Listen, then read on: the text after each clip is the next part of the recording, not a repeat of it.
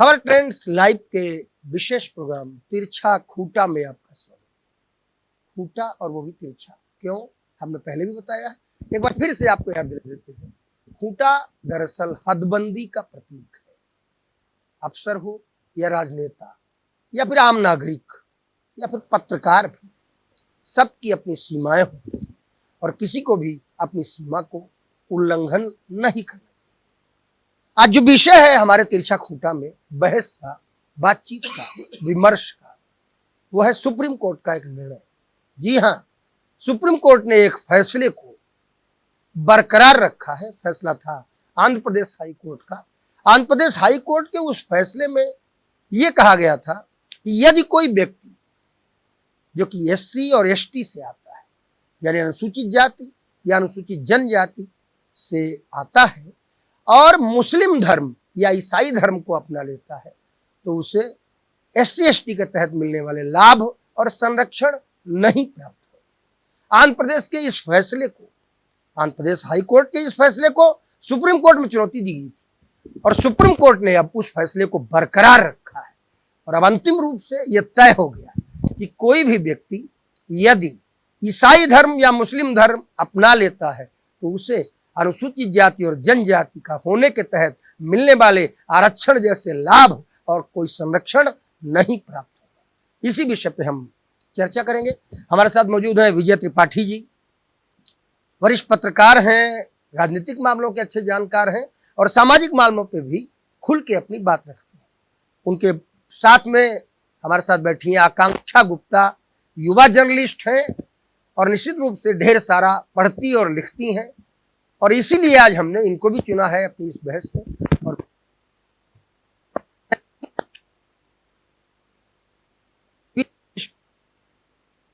जानी जाती और लगातार इनका जनता के बीच में जाना आना, उनसे बातचीत करना रहता है।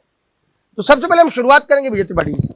विजय जी, आपको क्या लगता है कि ये जो फैसला है सुप्रीम कोर्ट ने जिसे बरकरार रखा है, अब ये सुप्रीम कोर्ट का फैसला हो गया, आने वाले समय में इस फैसले के सामाजिक असर क्या हो सकते हैं? देखिए, ये फैसला पहली चीज तो ये समझना होगा कि आया क्यों। ये आंध्र प्रदेश के एक हाई कोर्ट का और इलाहाबाद हाई कोर्ट का एक निर्णय था जिसमें एक दलित परिवार ने कहा कि हमने ईसाई धर्म अपनाया हुआ है, लेकिन हमें प्रशासन एससी एसटी होने के नाते, यानी हिंदू दलित होने के नाते, उससे जुड़ी हुई संरक्षण नहीं दे रहा है। यानी लाभ को संरक्षण की दृष्टि से घोषित करने की उन्होंने कोशिश की, लेकिन हाईकोर्ट ने उसको नहीं माना।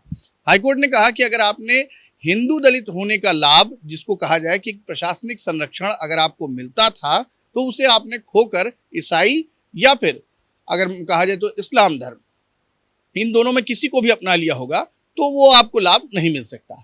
इसके बाद ये परिवार सुप्रीम कोर्ट गया। सुप्रीम कोर्ट ने इस पूरे मामले में हाई कोर्ट और आंध्र प्रदेश की दोनों बेंच से एक सेम मामले को सब जुडिस किया, पूछा कि आखिरकार ऐसा क्यों है, आपने ऐसा क्यों निर्णय लिया।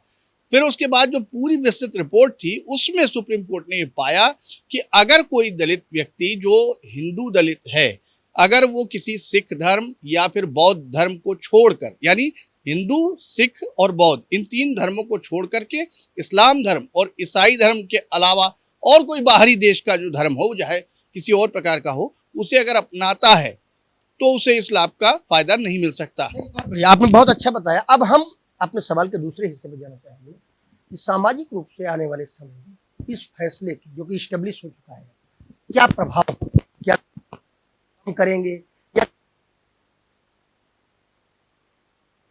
जिन धर्मों को संरक्षण, इस धर्म, इन्हीं धर्मों के अंदर रहना चाहेंगे, क्योंकि एससी एसटी को आरक्षण एक बहुत बड़ा विषय है। न जाने कितने अधिकारी, न जाने कितने प्रमोशन, न जाने कितने एडमिशन और न जाने कितने लाभ मिले हैं आजादी से लेके अब तक। और अगर हम बात लाभों तक ही ले जाएं तो रिजर्वेशन तो राजनीति में भी है, एमपी एमएलए रिजर्वेशन वाली सीटों के तहत बनते हैं। तो ये फैसला अगर पूरी तरीके से लागू होता है तो मुझे लगता है आने वाले समय पे एससी एसटी के सीट पे वो व्यक्ति लड़ ही नहीं सकेगा जो ईसाई या।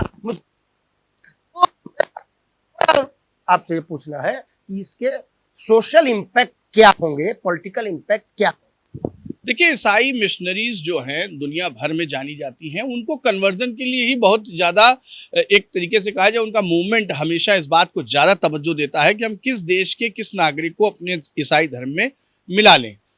आरक्षण भारत देश में एक ऐसी प्रक्रिया थी जिससे एक निचले तबके के गरीब वर्ग को सामान्यतः एक तरीके से कहा जाए तो अपने समान अधिकार के तहत अपने बराबर लाकर खड़े करने की एक व्यवस्था थी। उस आरक्षण का लाभ कुछ क्रीमी लेयर ने लिया, कुछ ऐसे वर्गों ने लिया जिसका लाभ राजनीतिक तौर पर फायदेमंद हुआ, कुछ ऐसे लोगों ने भी लिया जिसमें आईएएस, आईपीएस और बड़े स्तर के अधिकारी थे, उन्होंने भी उस लाभ को अपनाया। लेकिन दलित पिछड़े कुछ ऐसे भी बिरादरी थी जो वाकई में मूलतः पिछड़ी थी और उन्हें ये लगता था कि हमें इससे कोई फायदा नहीं मिलता, इसीलिए वो एक तरीके से कहा जाए तो ईसाई धर्म या इस्लाम धर्म अपनाना शुरू किए, जिसके बाद उन्हें ये पता चला कि ईसाई धर्म में भी उन्हें कोई विशेष लाभ नहीं मिल पाया क्योंकि उनके सामाजिक जीवन का जो स्तर है उसे हिंदू अपनाता नहीं, ईसाई पूरी तरह से अपनाता नहीं, वो न इधर का न उधर का।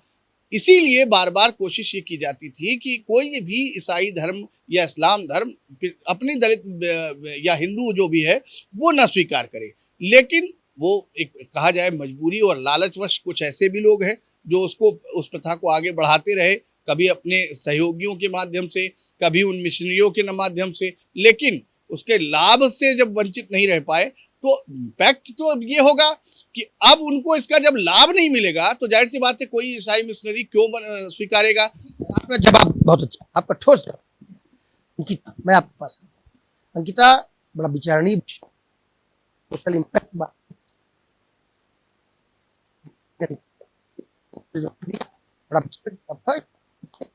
बड़ा एक तो ये कि लोग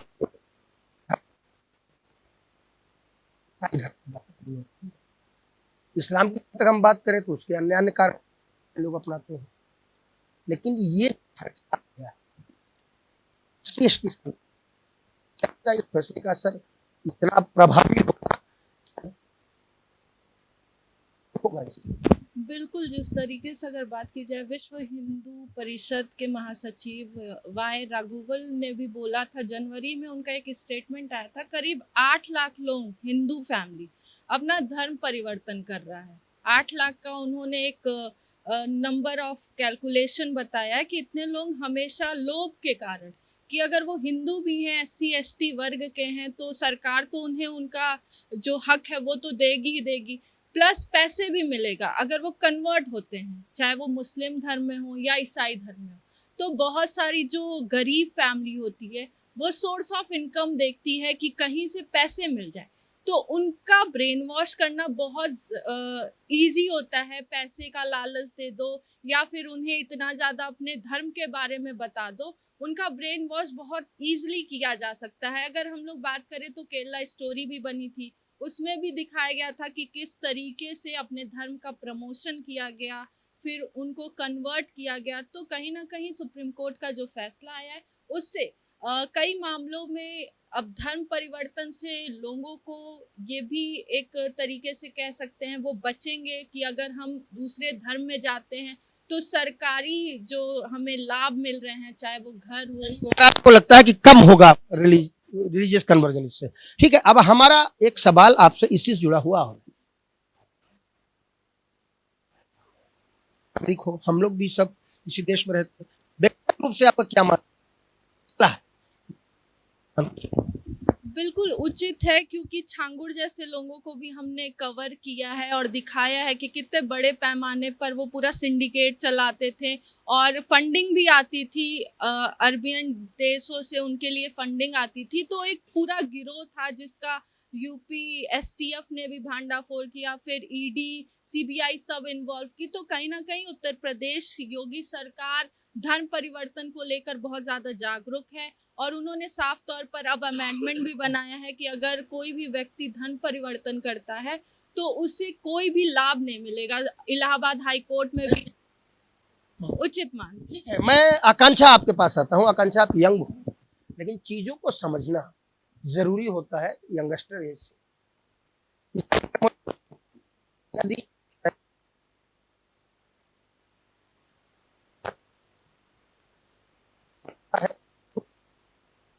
अधिकार है, कि उसने स्वेच्छा से चीजों का समझकर अपने जीवन में धर्म को अपनाया है। लेकिन यदि लोभ, लालच की वजह से या फोर्स किए जाने पर धर्म परिवर्तन करता है तो यह उचित नहीं कहा जा सकता। अब फैसला है सुप्रीम कोर्ट,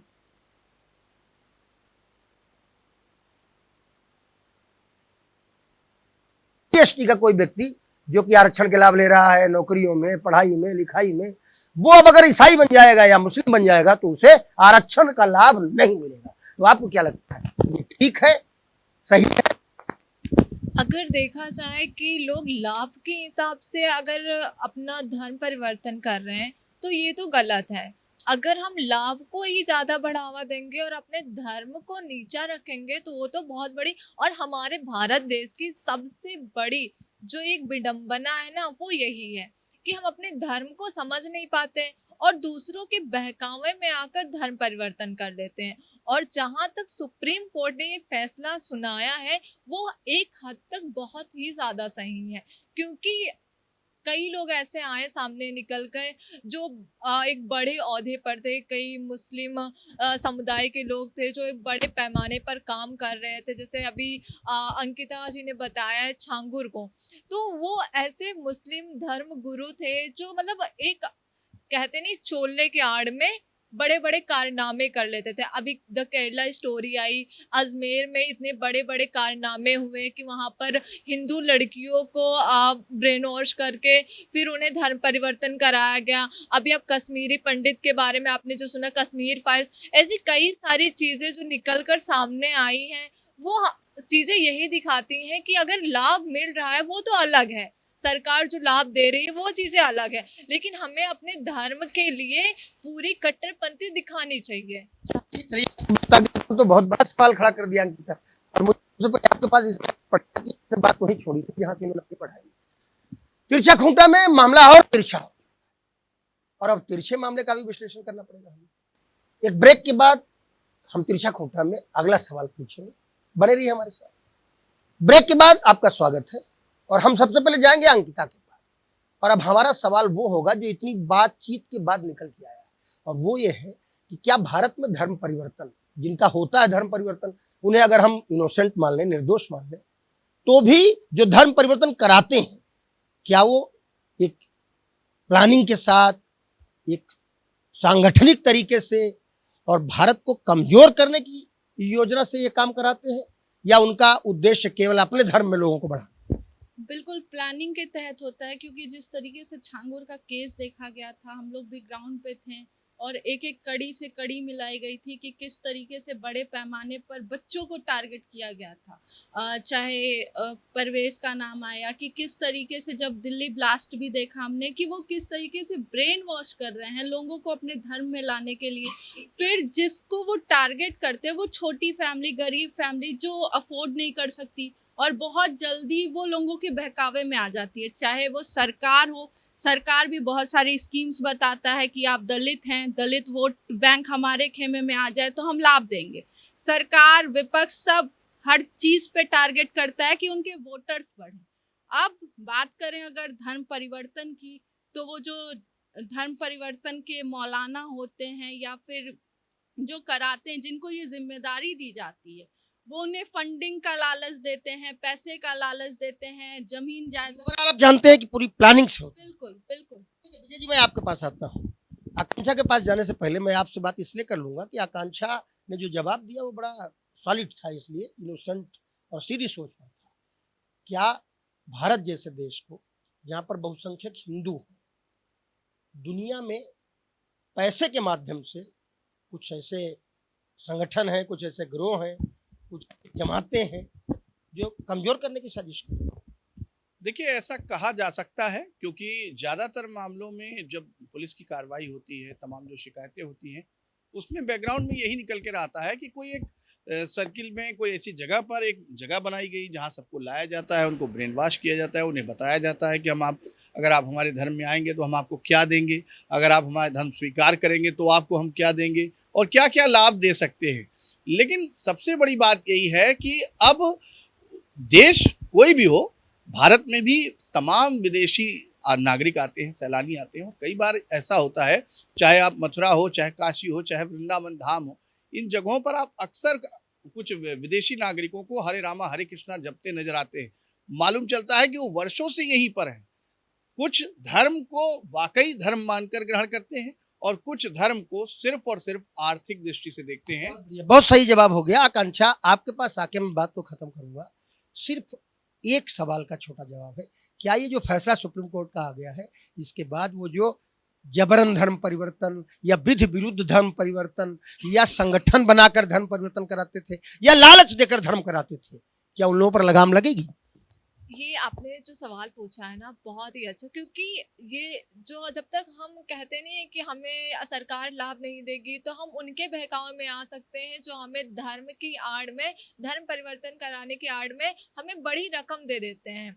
और शायद इस पे रोक लग सके या फिर ये सब भी कागजी स्तर तक रह जाए, क्योंकि हमारे देश की तो सबसे बड़ी विडंबना यही रही है, सब जानते हैं। जब चीजें पूरी तरीके से बाहर निकल के आती हैं, वो एक दो चीजें होकर नहीं रुकती हैं, जब ये लाखों की संख्या में आकर बाहर निकलती है ना, तब इस पे मीडिया का, मैं कहना चाहूंगी, हालांकि मैं मीडिया की उपाधि पर ही हूँ, और मैं बोलना चाहूंगी जब ये बड़े पैमाने पर निकलते हैं, जैसे अभी 32 लाख या फिर उससे कम या ज्यादा, मुझे भी आंकड़ा नहीं पता है, ऐसे लोग धर्म परिवर्तन कराए गए जो मुस्लिम में कन्वर्ट किए गए, ठीक है। तो क्या ये चीजें पहले निकल के नहीं आ सकती?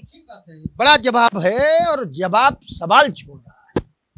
भारत निश्चित रूप से एक लोकतांत्रिक देश है और एक संविधान की प्रक्रिया के तहत देश चलता है, लेकिन ऐसे मामले निश्चित रूप से जब कोई बड़ा धमाका होता है, बड़ी चीज निकलकर सामने आती है, बड़े कारनामे, बड़े कुत्सित प्रयास सामने आते हैं, तब इन पर सवाल उठता है।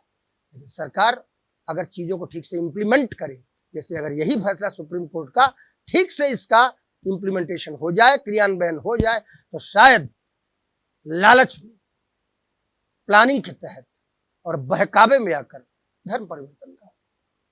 देखते रहिए तिरछा खूंटा, और हम विश्लेषण करते रहेंगे ऐसे मामलों का। नमस्कार।